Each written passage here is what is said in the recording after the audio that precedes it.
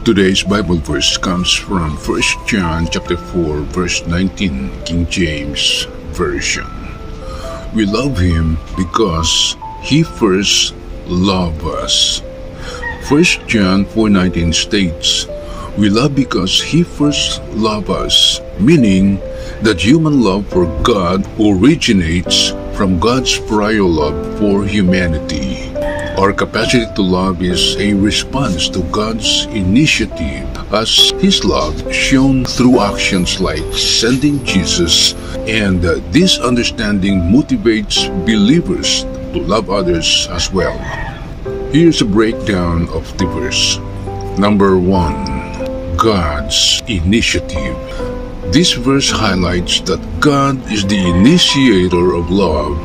His love for us came before our love for Him. Number 2. Source of our love. Our ability to love God and others stems directly from the love He has already poured into our lives. Number 3. A response to His love. The love we have for God is a reaction to His immense and sacrificial love for us, which was demonstrated by His actions, like those mentioned in John 3:16.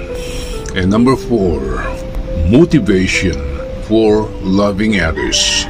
This principle extends to our relationships with other people. Because God first loved us, we are able to and are called to love others.